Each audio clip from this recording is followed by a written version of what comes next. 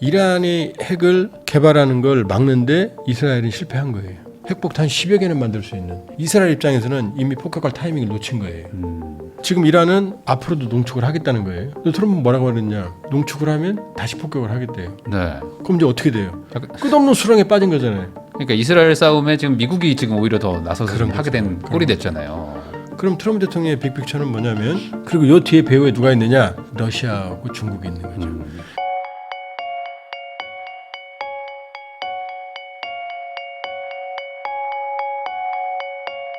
안녕하세요. 부익남TV의 부익남입니다. 요즘 뉴스나 언론에서 중동 긴장 고조, 트럼프 휴전 중재, 국제 유가가 또 급등한다, 이런 얘기들이 막 나오고 있습니다. 이런 것들이 결국 돌고 돌아가지고 우리나라 경제, 또 부동산, 금리에도 영향을 줄 텐데, 이 국제 정세가 도대체 어떻게 돌아가는지 좀 저희도 좀 알아봐야 되지 않을까 싶어서 모셨습니다. 대동강TV를 운영하고 계시는 조한범 박사님 모시고 지금 세계는 어떻게 돌아가는지 다양한 이야기 한번 나눠보겠습니다. 박사님 안녕하세요. 네, 안녕하세요.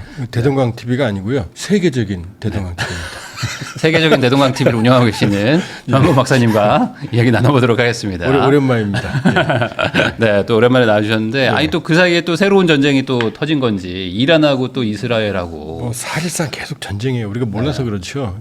지금 아르메니아, 아제르바이잔도 지금 계속 언제 터질지 몰라요. 1차, 2차 전쟁 했는데 지금 또 으르렁거려요. 네. 언제 터질지 몰라요. 그러니까 그게 약간 미국이 옛날에 이제 세계 경찰로 좀 단속을 좀 하다가 이제는 약간 그런 거를 힘을 좀 빼겠다 하면서 이제 국지적인 분쟁이 막 일어나고. 그러니까 이제 냉전기에는 소련은 공산주의 진영을 딱 잡고 있었고, 미국은 자본주의 진영을 잡고 있었거든요. 그러니까 조폭들 나와버리라고 그러잖아요. 말이지만 그 조폭들이 냉전의 질서를 유지한 거예요. 그러니까 냉전기 때는 오히려 전쟁이 없었어요. 네. 베트남 전쟁 미국 하나, 소련은 아프가니스탄 전쟁 하나, 둘 다 코피 터졌지만, 근데 소련이 몰락하니까 소련 진영에 있던 갈등들이 동구권에 있던 터져 나오는 거예요. 네. 그다음에 미국이 예전 같지 않잖아요, 힘이. 예전에 전성기 때 미국은 거의 세계 GDP의 40, 50% 차지했는데 네. 지금 25%거든요. 트럼프가 아무리 막아 그러지만 전 막아 못해요. 더 내려가요, 이제. 그러니까 미국도 힘이 없으니까 어떻게 해요? 나 안 해 그러잖아요, 트럼프가. 네. 그러니까 이제 잡범들이 조폭들이 사라지니까 이제 잡범들이 막 여기저기 튀어나오는 거죠. 네. 그러니까 지금은 분쟁의 시대다. 그리고 이 투자, 여기도 경제적이죠. 글로벌 불확실성의 시대예요. 냉전기 때는 차가운 콜드와였지만 냉전적 질서가 있었어요. 지금 아니에요. 지금 여기저기 터져나와요. 이제 작은 분쟁들이. 그리고 아무도 조정을 안 해요. 그래서 이 아무도 책임을 지지 않는 걸 무극화라고 그래요. 그다음에 절대 강자가 없는 걸 다극화라고 그래요. 네. 다극화와 무극화는 어디로 가요? 글로벌 불확실성으로 가요. 투자가 제일 싫어하는 자본주의. 그렇죠. 사실 불확실성이 제일 예측이 안 될 때가 무서운 거예요. 그러면 어떤 일이 벌어지는지 알아요? 전 세계가 우경화예요. 불안하면 혁신, 네. 변화, 미래, 관용, 이것보다는 나눔 이런 것보다는 기존의 질서 유지, 기존의 가치, 그다음에 자민족 중심주의, 안보 이런 것. 그다음에 이제 여러 가지 이 난민이라든지 어떤 문제에 대한 이제 관여를 중단하는 것 이런 쪽으로 흘러가요. 그러니까 점점 더 불확실해지는 것도 그렇죠. 많고. 그러면 우경화하는데 이 우경화의 나쁜 점이 뭐냐면 꼭 우경화가 나쁜 건 아니지만 극우로 간단 말이에요. 네. 일부는. 그러니까 지금 극우들이 설치잖아요. 네. 독일의 AfD, 나치, 신나치 가까운. 그다음에 이태리 멜로니, 무솔리니 후예라고 그러잖아요. 네. 영국의 영국 개혁당 이것도 극우거든요. 그다음에 지금 이번에 폴란드도 우파. 그다음에 아르헨티나 여기저기서 지금 헝가리 오르반, 에르도안, 터키 우익 중에서도 극우에 가까운 사람들이 이제 커지기 시작해요. 그러면 정치 지도자들은 이제 합리적인 사람들이 안 돼요. 네. 냉정한 사람들이. 네. 스트롱맨들. 트럼프가 정확히 그걸 보여주잖아요. 그러니까 나쁜 남자 신드롬이 통해요. 나쁜 놈이어도 좋아. 나만 지켜주면 돼. 든든하면 불안하니까. 그러니까 불안하니까. 이렇게 보셔야 돼요. 큰 흐름으로. 그러면은 이게 이란의 이번에 핵 개발 우려를 이제 빌미로 지금 막 이제 이스라엘과 또 이렇게 전쟁이 일어났는데, 네. 이게 왜 일어났는지도 좀 궁금하신 분들도 많을 거고, 이스라엘하고 또 이란하고는 좀 이렇게 떨어져 있는데 네. 왜 이렇게 둘이 싸우는지도 사실 좀 이해를 안 된다 하시는 분들도 있거든요. 싸우면 안 되죠. 왜냐면은 이스라엘 유대교, 기독교, 그다음에 이슬람 모두 사실은 그 뿌리가 하나예요. 네. 아브라함이라고 하는 구약에 나오는 아브라함의 이제 첫째가 이스마엘, 둘째가 이삭이거든요. 이 이스마엘이 무함마드의 조상으로 이어져요. 그다음에 이삭은 어떻게 돼요? 유대교의 조상. 네. 그리고 예수도 사실은 아브라함의 자손이거든요. 피가 있는 거죠. 뿌리가 같거든요. 그러니까 같은 어찌 보면 종교 개파일 수도 있는데 왜 그 싸우냐 싸우고 이거죠. 있다. 문제는 뭐냐면 이 중동 분쟁의 모든 출발은 이스라엘이 건국부터 시작되죠. 네. 1948년. 원래 이 시오니즘, 그러니까 유대 국가가 공동체를 만들어야 된다는 시온. 왜냐하면 주이시 디아스포라, 유태인 방랑이 2000년이 넘잖아요. 바빌론 유수부터 시작해서. 그러니까 끝없이 전 세계로 퍼져 있단 말이에요. 유태인들이. 미국에도 유태인이 한 700만 명 있는 거 알아요? 네. 어마어마하게 많아요. 그러니까 이 유태인들의 마음속에는 종교적 시오니즘, 제루살렘은 우리의 고향이야. 이게 수천 년간 이어져 내려왔거든요. 근데 이제 이게 민족 국가, 네이션 스테이트, 민족을 바탕으로 한 민족 국가가 탄생하기 시작한 게 이게 18세기 말, 우리는 좀 다르죠, 동양은. 유럽은 18세기부터거든요. 이때 민족주의 운동이 일어나요. 그러니까 이 시오니즘, 정치적 시오니즘이 운동이 싹트기 시작해요. 우리 국가를 가져야 되겠구나. 우리끼리 좀 모여 살자. 그렇죠. 그러니까 이 정치적 시오니즘은 19세기 말경에 이제 본격화되거든요. 네. 그러니까 이제 19세기 말이 되면 유태인들이 조금씩 지금 이스라엘 땅, 팔레스티나라는 땅으로 이주를 하기 시작해요. 조금씩. 그리고 결정타가 누구냐면은 19세기 말에 테오도 헤르첼이라는 유태인이 유대 국가라는 책을 써요. 네. 이 사람은 1차 시오니스트 회의까지도 조직한 사람이에요. 유대 건국의 아버지로 무덤도 지금 이스라엘에 있어요. 네. 이 사람이 유대 국가에서 유대 국가를 만들어야 된다. 어디에? 팔레스티나에. 그러면서 정치적 시오니즘이 싹트기 시작했어요. 돌아간다. 네. 어디로? 예루살렘으로.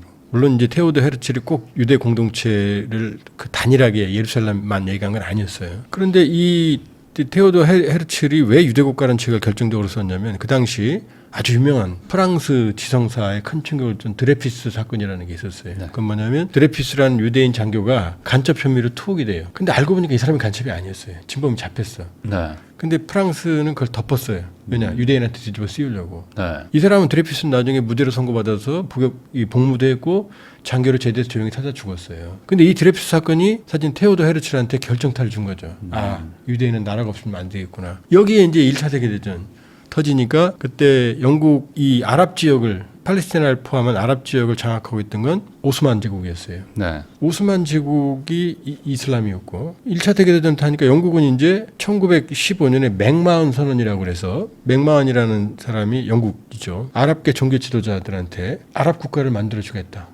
대신 안에서 내란을 일으켜라. 네. 오스만 투르크하고 싸워라. 그러니까 아랍 사람들은 알았어 했죠. 근데 결정적으로 1917년에 이제 벨푸어 선언이라는 게 있어요. 벨푸어라는 외무장관이 그 당시 로스차일드라고, 지금도 로스차일드 알죠? 어마어마한. 금융. 뭐 음모론 뭐 이런 게 나오는 네. 분들이잖아요. 그때는 뭐 어마어마한 금융 재벌이었어요, 영국에. 근데 유태인이었어요. 네. 그 로스차일드 백작한테 유태인 나라 만들어줄게. 나라는 아니었어요. 홈 네이션이니까 완전히 나라는 아니고 유태인의 고향 공동체를 만들어주겠다. 뭐 글로 가서 살게 해줄게. 어쨌든 네. 그러니까 이제 이게 도화선이 된 거죠.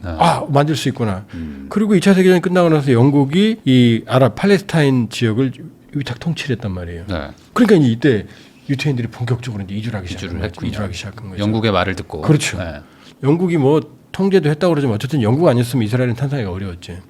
영국 통치하에서 이스라엘 유대인들이 돌아왔으니까. 그럼 이제 1948년에 이제 드디어 얼마나 절실해요. 수천 년간에 유태인 국가를 딱 설립을 한 거예요. 그러니까 여기 살고 있던 팔레스타인 사람들은 어떻게 돼요, 갑자기? 뭐 그냥 소수민족 난민이 돼버린 네. 거잖아요. 그러니까 이 중동 국가들이 내버려 두겠어요? 같은 또 그런 이슬람이니까. 종교고. 저 조그만 게 이때부터 이제 싸움을. 1948년 전쟁부터 이제 중동 전쟁, 1973년 욤키프로 4차 중동 전쟁이 터지는 거예요.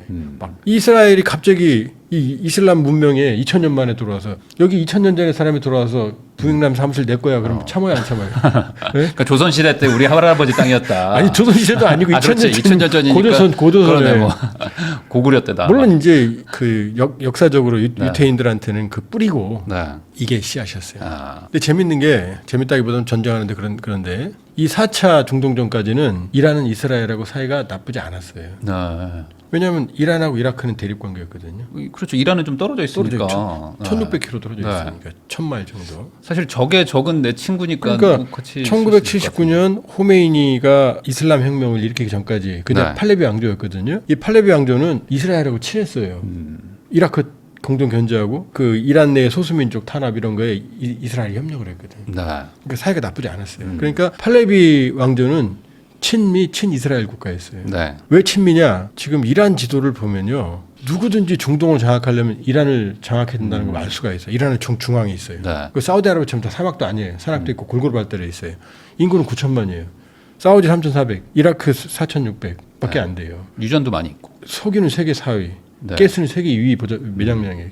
기타 지하전도 많아요. 그러니까 미국은 팔레비 왕정에 전폭적인 지원을 하면서 중동의 거점을 삼으려고 그랬어요. 네. 그 당시 팔레비 왕정은 세속주의를 표방을 했고 그 당시 이슬람 그 이란 여성들은 미니스커트에 비키니를 입고 다녀요. 그러니까 지금의 그냥 뭐 일반 똑같아요. 서방하고 우리하고 똑같이. 똑같아요. 네. 더했으면 더해 덜하지 않거든요. 그 강력한 친미 친이스라엘 국가였거든요. 근데 팔레비 왕정이 무능하고 부패했어요. 국민들의 원성이 많았어요. 네. 백색 혁명이라고 그래서 자기 나름대로 근대화하려고 했는데 저항도 부딪히고. 그러니까 호메이니가 이슬람 지도자인데 이 사람이 팔레비 왕정을 무너뜨린 혁명의 지도자가 된 거예요. 네. 근데 모토가 뭐겠어요? 당연히 반미, 그러면. 반이스라엘이겠죠. 네, 네. 그 다음에 샤리아, 이슬람 율법에 의한 신종국가 통치를 지향을 하면서 이제 팔레비 왕정을 무너뜨린 거예요. 네. 그럼 어떻게 돼요? 이제 이란이? 그럼 당연히 이제 뭐 반 이스라엘이 될 수밖에 없네요. 일단 이스라엘에 대해서는 이스라엘은 인정하지 않는다. 네. 그다음 두 번째 지구상에서 사라져야 된다. 이게 그렇죠. 왜냐면은 뭐 2000년 전 그다음에 땅이라고 막 왔으니까. 미국은요. 밉지. 네. 그러니까 혁명이 끝나고 나서 이란에 있던 미국 대사관 인질 50여 명 이상을 400일 이상을 감금을 해요. 네. 그 미국의 악몽이에요. 이걸 구하러 특수부대, 네이비실 같은 특수부대가 갔거든요. 사막에. 근데 여기서 이 헬기가 서로 부딪히는 바람에 그 수십 명의 아까운 특수부대원들이 몰살을 당합니다. 네. 이게 미국에게는 악몽이에요. 이란 하면은. 자, 이런 상황이거든요. 그런데 자, 이스라엘은 4차 중동전, 4번 중동전을 거치면서 어떤 생각을 했냐면 저 막대한 어마어마한 이슬람권과 싸우기 위해서는 최후의 비장의 무기가 있어야겠구나. 핵을 개발해요. 네. 이미 60년대 핵을 개발합니다. 그리고 그 핵을 개발한 게 비장의 무기가 된 게 4차 73년 욤키프르 전쟁 때는 이스라엘이 거의 지구상에 사라질 뻔했어요. 질 뻔했어요. 네. 절대 절명했어요. 그런데 이스라엘은 핵을 가지고 있잖아요. 마지막에는 핵을 쓰려고 했다는 게 정설이에요. 기록은 안 남아 있지만 분명히 뭐 죽기 직전이니까. 남쪽에서 네. 이집트가 올라오고 북쪽에서 시리아가 내려오면은 분명히 핵을 썼을 거예요. 안 그렇겠어요? 나라가 없어지는데. 네. 그러니까 이스라엘은 핵이 있잖아요. 그러니까 중동 전쟁을 거치면서 아랍권은 이슬람권 어떻게 생각했겠어요? 저것들만 가지고 있고 우리는 없어. 그러니까 이스라엘은 질 수가 없죠. 왜? 마지막에 핵을 쓸 거니까. 네. 그러니까 이라크 사담 후세인이 이거 안 되겠는데 왜? 후세인은 뭐냐? 수메르 메소포타미아 문명의 이 자기가 후계자를 자처했거든요. 그러니까 중동이 패권을 잡고 싶어했어요. 그러니까 핵을 개발해요. 그러니까 이스라엘 입장에서는 중동 국가들이 핵을 가지면 어떻게 돼요? 이스라엘은 존재하지 않죠. 땅이 요만하니까 네. 여기 폭탄 몇 개 떨어지면 사람 못 살잖아요. 그러니까 중동 국가가 핵을 가지는 건 이스라엘한테는 곧 생존 자체가 불가능한 거 의미하거든요. 오시라크 원자로 때렸어요. 시리아가 개발하니까 시리아도 때렸어요. 근데 이란은 1979년 2년 핵을 개발하는데 이란 핵을 개발하는 것도 이스라엘이 무수히 방해했어요. 핵과학자 암살하고 네. 여러 가지. 근데 거리가 너무 멀잖아요. 1600km 떨어져 있잖아요. 그러니까 이란이 핵을 개발하는 걸 막는데 이스라엘은 실패한 거예요. 사실은 그 이전에 때렸어야 되는데 이미 이란은 농축우라늄, 그 우리가 알고 있는 원자폭탄의 원료는 두 개거든요. 하나는 고농축우라늄, 하나는 플루토늄. 그러니까 히로시마에 떨어진 건 고농축우라늄이에요. 나가사키에 떨어지는 건 플루토늄이고 우라늄의 천연 광석에는 우라늄이 거의 안 들어있어요. 한 0.3에서 한 0.5% 정도. 순도 한 20%도 있는데 그런 건 거의 존재하지 않아요. 그다음에 그 천연 우라늄 안에 이 U235 핵 분열 물질은 0.7%밖에 안 들어있어요. 거의 없네요. 없어요. 네. 99.3%는 U238이에요. 네. 분열 잘하는. 그러니까 이걸 어떻게 해야 되죠? 골라내야겠죠. 농축을 해야 되겠네. 네, 그게 농축이에요. 농축. 그걸 영어로 인리치먼트라고 그러는데 그러니까는 이거를 광석을 빻아서 네. 우라늄만 추려가지고 뽑아내서 또, 네. 그래서 이제 노란 가루처럼 보이는 게 있어요. 그러니까 옐로우 케이크라고 그래요. 먹는 거 아니에요. 그거를 가져다가 이제 지금 말하는 농축이 시작이 돼요. 원심 분리기를 이용하거든요. 세탁기하고 똑같아요. 네. 세탁기하고 삥 돌리면은 우라늄 238과 235는 비중이 다르거든요. 그러니까 따로따로 보이거든요. 네. 그래서 아마 이렇게 보면 뭐 원심 분리라고 긴 막대기가 수없이 있는 거 보여서 봤을 거예요. 이렇게 연결하는 걸 캐스케이드라고 그래요. 연결해서 농축 이렇게 하는 거거든요. 히로시마에 떨어졌던 고농축 우라늄탄이 순도 90%거든요. 네. 근데 2015년에 이란 핵합이라는 게 만들어져요. 이란 핵을 개발하니까 이란은 NPT 국제 그 비확산 금지 조약, 우리 핵 개발 안 한다는 거에 네. 가입했어요. 그럼 국제 원자력 기구의 감시를 받아요. 우리도 받아요. 네네. 모든 나라 받아야 돼요. 북한처럼 탈퇴한 나라는 안 받지만. 그렇게 해서 이제 이란이 핵을 농축을 하면 세탁기하고 똑같아요. 세탁기 고 탈수할 때 고, 중, 저가 있죠. 저만 하면은 그냥 평화적인 연료봉이 되는 거고 고로 하면 이게 고농축을 하면 되는 거거든요. 그러니까 농축 시설을 만들어 놓으니까 이제 국제사회에서 야, 너 앞으로 요거 저성만 돌려. 그게 JCPOA 2015년 합의예요. 이란은 폭탄은 못 만들게 안 만들. 만들 수 있는데 안 만든다는 거죠. 네. 그러니까 3.75%까지만 농축한다. 그랬더니 요때는 민주당 정부가 합의했거든요. 미국. 근데 이스라엘은 기분 나쁘죠. 왜? 농축을 할 수 있잖아요. 언제든. 기술이 생기는 거니까. 그렇지. 트럼프도 기분이 나빴어요. 그러면서 안 돼. 아예 탈수기일 때 그러니까 농축을 아예 못하게 그냥 연료봉만 갖다 써 하면서 탈퇴를 해요. 2018년에. 이게 모든 문제의 시작이에요. 네. 그러니까 이란은 어쩌? 이거 파기해? 그러면서 순도 60%까지 농축을 해요. 왜? 트럼프가 어겼으니까 자기도 어긴다는 거죠. 이미 60%를 했다는 얘기는 이게 준무기급이에요. 그걸 무려 408kg을 이번 전쟁 이전에 확보를 했어요. 히로시마에 64kg 들어갔다 그랬죠? 이걸 순도 90으로 하면은 300kg에서 네. 350kg 나오거든요. 그러면 히로시마에 60kg가 떨어졌으니까 300kg면 5개 만드는 거죠. 지금 기술이 좋아져서 우라늄 양이 더 적어요. 그럼 이 순도 60%에 408kg이면 90%로 올리는데 한 몇 주면 되고 그러면은 핵폭탄 10여 개는 만들 수 있는 히로시마에 떨어진 걸 만들 수 있는 거예요. 그러니까 이스라엘 입장에서는 이미 폭격할 타이밍을 놓친 거예요. 그러니까 6월 13일 날 이스라엘이 폭격을 한 거예요. 일단 핵 과학자들 9명을 죽였어요. 그다음에 군 장성들 수십 명을 죽였어요. 그다음에 모사드가 침입해서 이란의 방공망을 와해시켰어요. 주요 기지를. 그다음에 농축 시설, 그다음에 핵 시설, 나탄스, 포르도, 이스파한 중심으로 전면적으로 때렸어요. 12일 동안 때린 거예요. 그리고 미국은 언제? 21일 날 B2 스피릿 폭격기를 통해서 이란의 나탄스, 포르도, 이스파한 세 곳을 타격을 한 거예요. 그러니까 결국에는 마지막에 미국이 그 B2 폭격기를 이용해서 뭐 벙커버스터인가요? 그걸로 이제 최종적으로 농축 시설을 이제 폭격하면서 지금 어쨌든 중단이 된 상태면 그렇죠. 결국에는 미국의 참전이 이 약간 최종 예상외였어요. 예상외였어요. 네. 왜 이스라엘은 어차피 언젠간 폭격할 거였으니까. 거기야 뭐 자기들끼리 싸우는 거니까. 그렇죠. 근데 미국은 참전이 왜 이게 문제가 될 수 있냐면 이란이 이 모든 문제의 출발점은 이란의 핵 개발이잖아요. 네. 그럼 이란이 핵을 개발 안 한다고 해야 끝나는 거잖아요. 네. 근데 지금은 휴전만 한 거거든요. 문제는 그대로 잠복해 있어요. 지금 트럼프 대통령은 이란의 핵은 모두 파기했다 그렇거든요. 모두 파기를 어떻게 해요? 그러면 이란은 지금 뭐라고 말하냐면은 우리는 핵을 계속 개발하겠다. 물론 평화적이라고 말했어요. 그리고 원래 IAEA 국제원자력기구의 감시를 받는 그런 시설을 공격하는 건 불법이에요. 그 다음에 이란이 지금 미국의 임박한 위협도 아니잖아요. 지금 핵물질이 있는 것도 아니잖아요. 60%만 있는 거잖아요. 네. 미국 본토 공격할 능력도 없고. 미사일은 없으니까. 그런 이란을 때린 거잖아요. 네. 그럼 국제법적으로 불법에 가까운 전쟁이에요. 물론 힘이 최고니까 뭐 국제법이란 거 의미가 없죠. 그러나 국제 관례상 그러니까 지금 이란은 앞으로도 농축을 하겠다는 거예요. 트럼프는 뭐라고 하랬냐? 농축을 하면 다시 폭격을 하겠대요. 네. 그럼 이제 어떻게 돼요? 끝없는 수렁에 빠진 거잖아요. 그러니까 이스라엘 싸움에 지금 미국이 지금 오히려 더 나서서 그런 하게 된 꼴이 됐잖아요. 그러면 트럼프 대통령이 왜 이렇게 극단적인 방법까지 썼느냐? 본인은 하메네이 이란 신정 정치. 이란은 종교 지도자가 아야톨라라고 하는 종교 지도자가 정치, 경제, 사회, 문화, 군사 다 권력을 가져요. 이게 이제 이슬람 무함마드부터 출발해서 그래요. 예수는 이 신의 아들이죠. 네. 인간이면서 신의 아들이죠. 근데 무함마드는 인간이에요. 인간이면서 정치, 경제, 사회, 문화, 군사적인 지도자였어요. 그러니까 예수의 후계자는 있을 수가 없죠.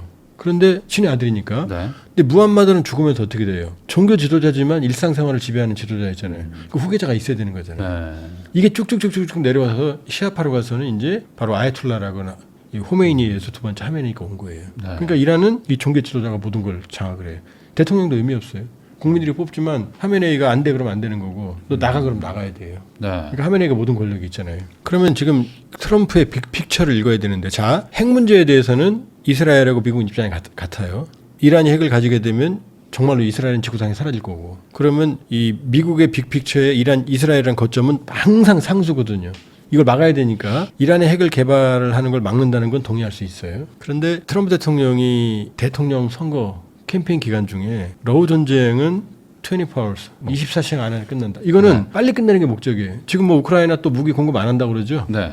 빨리 끝내려고 그러는 거예요. 빨리 끝내려고. 빨리 휴전에 합의하려고. 그러니까 러우 전쟁은 관심이 없어요. 빨리 끝내는 거면 관심이 있어요. 누가 이기든 아무 상관없어요. 네. 네. 그런데 중동 문제에 대해서는 항구적인 평화의 해법을 찾겠다고 그래요. 영원히 해결하겠다는 거예요. 그럼 트럼프 대통령의 빅픽처는 뭐냐면 자 4차 중동 전쟁까지 하면서 이스라엘한테 이집트가 코피 많이 터졌단 말이에요. 캠프 데이비드 협정을 체결해요. 70년대 말에 이스라엘과 이집트가 평화협정을 체결하는 거예요. 그 당시 사다트 이집트 대통령이었는데 뭐냐 이스라엘이 장악하고 있던 거대한 시나이 반도 면적 원래 이거를 돌려줘요. 그리고 영구적으로 이제 둘은 평화협정을 체결하고 이집트는 친미 국가의 길을 걸어요. 그러니까 지금도 사이가 뭐 나쁘지 않죠? 나쁘지 않아요. 네. 네. 그다음 안 끼잖아요 이집트가 여기에. 그다음 요르단, 네. 요르단도 평화협정을 체결해서 친미 국가의 길을 걸어요. 요르단은 이번에 이란이 쏜 미사일 같은 걸 안에 요격까지 했어요. 네. 그랬더니 트럼프는 어떻게 생각하냐면 이슬람은 90%가 순위파고 10%가 시아파거든요. 네. 지금 말하는 나라들이 다 순위파예요. 사우디도 순위파고. 그래서 순위파 중심의 친미 중동 질서를 만드는 게 트럼프의 꿈이에요. 그래서 일기 때 아브라함 협정. 아까 아브라함이 유대교, 이슬람교, 기독교 다 뿌리라고 그랬죠. 네. 아브라함 협정하면 다 아버지 같잖아요. 그냥 우리 뭐 통합으로 그렇죠. 느낌으로. 그 당군 할아버지 이런 느낌이죠. 네, 네. 북한하고 우리가 똑같이 당군 할아버지니까. 아브라함 협정 1을 체결합니다. 이건 뭐냐? 나머지 국가들. 이스라엘과 아랍에미리트, 바레인. 네. 그다음에 나중에 이제 북아프리카, 모로코, 수단 여기랑 평화협정 체결하는 거예요. 이게 끝에 넘어갔어요. 네. 남는 건 어디예요? 거대한 사우디아라비아죠. 그러니까 사우디아라비아를 중심으로 하는 나머지 이 순위파 국가들과 이스라엘과의 평화협정을 체결하는 게 트럼프 2개 목표예요.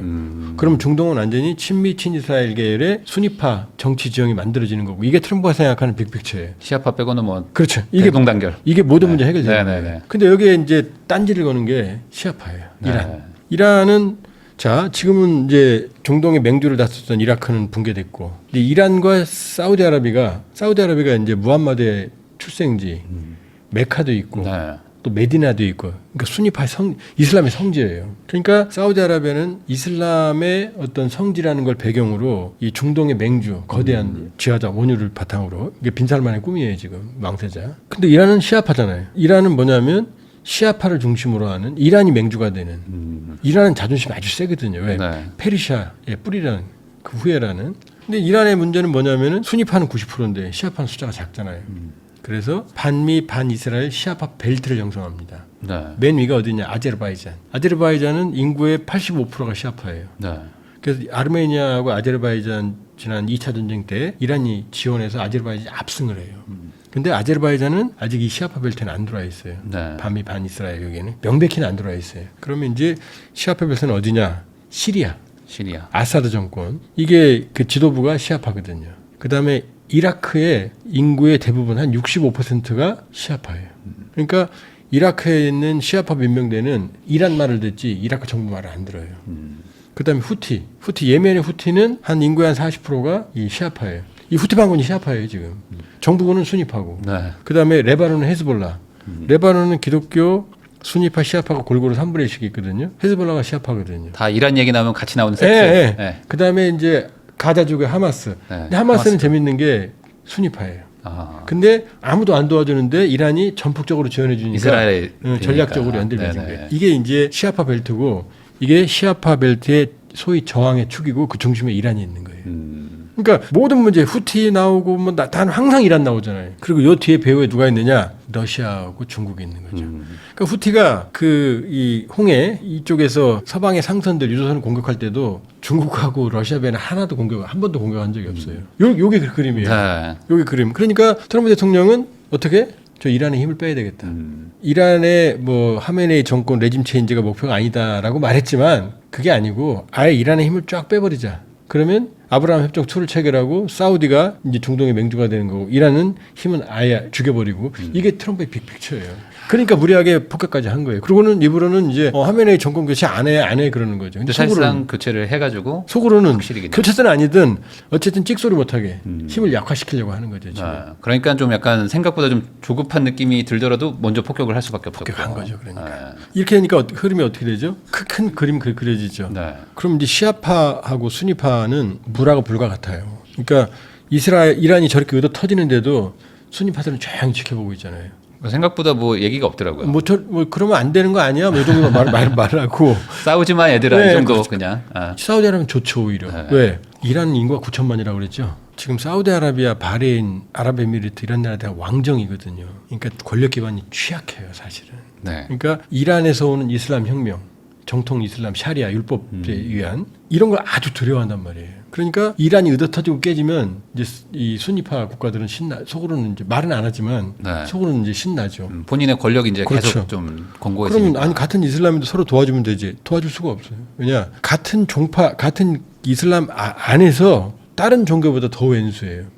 왜냐하면 시아파는 자기들의 종교적 기원을 무함마드의 그 외손자 알리로 보거든요. 네. 그러니까 무함마드가 죽고 나서 그 후계자들을 칼리프라 그래요. 그러니까 정치, 경제, 사회, 문화, 군사 다 가지고 있는 일대가 무함마드가 632년에 죽거든요. 570년에 태어나서 일대가 아부바크르예요. 무함마드 친구예요. 이 사람은 자연사예요. 네. 근데 2대 우마르, 그다음에 3대 우스만, 4대 시아파의 알리 이 사람들 다 암살당해요. 암살당해서 이게 이제 비극의 시작이에요. 그러면 이 알리가 죽으면서 이제 이게 이 알리가 죽은 게 661년이거든요. 그럼 알리 아들이 있을 거 아니에요. 네.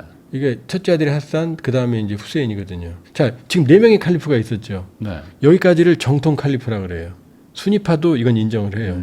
그런데 알리가 죽으면서 알리의 아들 하산이 그 당시 이미 세속적인 권력을 장악하고 있던 우마이야 왕조가 있어요.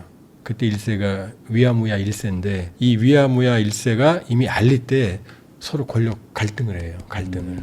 그러니까 이쪽 정치, 경제, 사회, 문화니까 세속화의 어떤 권력의 지향성이 강할 거 아니에요. 네. 그래서 결국은 이 우마이야 왕조로 가요. 시리아에 본거지를 둔. 그리고 알리는 암살당하고 하산은 그 우마이야 왕조한테 양보를 합니다. 더 이상 피를 흘리지 말자. 알았다. 네가 가져가라. 네. 근데 이 하산이 암살당해요. 왜냐 위아무야 1세가 죽으면 이 하산에게 또 갈수 오게 돼 있으니까. 있었거든요. 하산이 암살당해요. 그러니까 양보하고 암살당하고. 예. 그럼 하산이 암살당하니 그 동생이 후세인이 있거든요. 네. 이 후세인이 이제 바로 이제 이런 거예요. 내가 무함마드 외손자 아니냐. 쟤는 인정하지 못한다면서 우마이야 왕조와 하고 또. 충돌하는 거죠. 네. 근데 하산은 힘이 없었어요. 이미 세속으로 넘어가 있었어요. 이 하산이 681년에 카르발라 전투에서 이길 수가 없죠. 군대가 없으니까. 그냥 정통성만 가지고 여기서 우마이야 왕조의 파견대한테 져서 참수를 당해요. 그래서 그 목을 시리아 다마스커스로 가져가요. 네. 그 가족도 다 죽여버려요. 네. 그러니까 이게 시아파가 생각하면 어떻게 돼요? 자기들은 유일한 그 알리만 순위파는 1대, 2대, 3대, 4대 칼리프를 다 인정하는데 시아파는 그 알리만 인정하거든요. 네. 위에는 필요 없다. 네. 정통 이게 무함마드의 피를 이어받은 알리만이다. 그런데 그 알리의 피를 이어받은 무함마드의 직계의 피를 누가 다 참수를 했으니까. 누가 순위파가 순위 참수한 쪽에서. 거잖아요. 네. 그러니 이게 어떻게 되겠어요? 시아파 입장에서는 지금 얘기 들으면서 어떤 느낌이 들어요? 시아파라면 아이고 화나죠. 이거는 말이 안 되는. 화나죠. 네. 막 분노가 치밀지 않아요? 같은 종교라고 보기 어렵네. 네. 이렇게 갈라지니까 네. 이게 둘이 되겠어요, 안 되겠어요? 이것도 수천 년간 이어져 온 거니까 또 안 되죠. 네, 안 되네 되죠. 이게. 안 되죠. 그러니까 왜 순위파하고 시아파가 융합을 못하느냐 의문 들 거 없어요. 그 뿌리 때문이에요. 그래서 이 후세인이 그 순교한 날이라고 그러는데 그날 보면 이란 사람들이 막 자기 몸 때리고 피칠갑하고 고통을 제하는 행사가 전통이에요. 잊지 말자. 그거 하면서 어떻게 하겠어요? 그 종교가 어디로 가겠어요? 그러니까 이 뿌리가 있으니까 순위파하고 시아파는 융합을 할 수가 없죠. 그러니까 시아파가 몰락하는 걸 순위파들은 보고 있죠. 약간 아무리 그래도 이슬람인데 좀 마음은 뭐 좋지는 않아 그렇지만 안 도와줘. 이 시아파는 자기들이 정통이라고 생각하거든요. 순위파는 아니라고 세속 정권이라고 생각하거든요. 그러니까 이런 강경한 시아파를 제거해야만 된다고 생각한 게 트럼프고 세력을 지금 됐잖아요. 시리아 아사드 정권 그냥 무너졌잖아요. 시리아는 왜 무너졌느냐? 아사드가 시아파였지만 시리아의 시아파는 15%밖에 안 돼요. 순위파가 65%, 70%. 네. 그게 무너진 거예요. 무너졌구나. 이라크도 왜 무너졌느냐? 후세인은 순위파인데 지금 시아파가 65% 되잖아요. 무너질 수밖에 없죠. 그 다음에 헤즈볼라 괴멸적인 타격을 입었죠. 이스라엘한테. 후티 네. 미국이 직접 때리잖아요. 그 다음에 하마스 거의 괴멸됐잖아요. 지금 이라크 민병대 지금 눈치 보고 있잖아요. 이란 때렸잖아요. 그럼 지금 세력이 다 죽은 거죠. 현재까지는. 트럼프는 이제 다음 단계로 가겠죠. 뭐예요? 아브라함 협정 2. 네. 이란은 계속 누르고 사우디하고 이스라엘 나머지 있는 사우디 주변국들과 아브라함 협정 2를 체결해서 완전히 시아파 중심의 중동 질서 친미 친이스라엘 그림을 만든다는 게 트럼프의 숨은 빅픽처였고 그렇게 할 거예요.